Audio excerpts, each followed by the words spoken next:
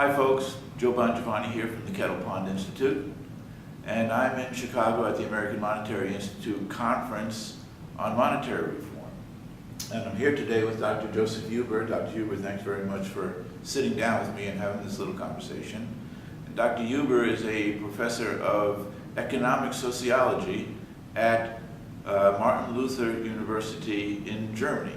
And Dr. Huber is here from Berlin. You now have advanced your work to include your new website at sovereignmoney.eu, in which you have taken to explaining the differences between the currency teachings and the banking school theories, school teachings, and. One of the major sort of discussion points that are happening now out in the world of quote reforms, because sometimes I don't know what category to put things in when things evolve the way they do, but sort of reforms, is the modern monetary theory school of thought, which is an evolving school of thought that is gaining, some support. And I wonder if you would just explain how the modern monetary theory, as it's being presented today, fits into this scheme. And the reason that I'm asking this, I want to kind of frame this correctly, is that modern monetary theory claims to be public purpose, a public purpose initiative. That is to say, to use the monetary system for the public purpose. You go back to Warren Mosler's, kind of his original soft economics and all that. He goes on at great length to say that, the monetary system ought to be used to further the public interest. And of course, they have many positive social things with the job guarantees and all of that kind of stuff in there. But taking it back from economics, to the monetary question. Could you talk a little bit about how their perspective fits into this discussion? Yeah, well, as you have said, modern monetary theory claims to represent a sovereign currency theory, and so one might expect it to be another modern currency teaching, but in actual fact, if you go in the details, then the modern monetary theory, or MMT for short, MMT approach, is actually rather ambiguous, because their understanding of what is chattel money or state money, it just refers to the first of the three elements of a state's monetary prerogative, as I mentioned earlier. So which are? Well, the first is determining the national unit of account, so to say the US dollar or the euro and so on. The second is issuing the money, and the third is seigniorage. And actually, according to the state theory of money of the 19th century, they just refer to the first one and leave creating the money and profiting from the privileges it gives to the issuer of the money. MMT leaves that to the private banking sector and assumes that through various ways, private banks are can be not really under control, but can somehow be influenced to act in accordance with the public interest, and that is something which, in my view, is highly problematic.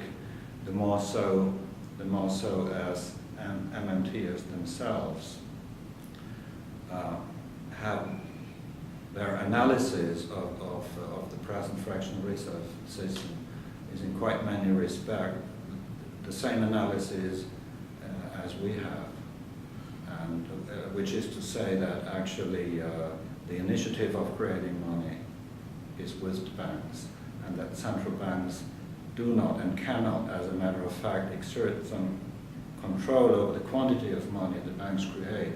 They just try to influence what banks do by setting central bank interest rates, that the quantity of central bank monies is just a fractional part of the entire money supply.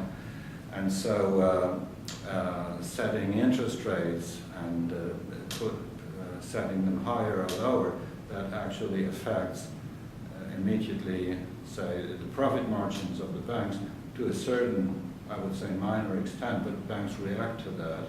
But it does not at all affect the actual quantity of money banks are going to create.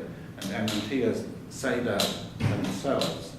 But at the same time, they assume that government and central bank together have that what banks do is somehow in the public interest, and they even assume that whenever the treasury spends money, this equals creating and spending state money, so to say.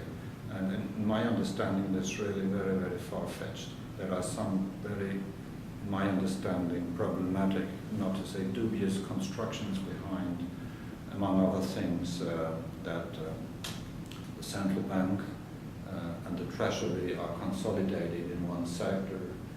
And so, and in the end, you can no longer,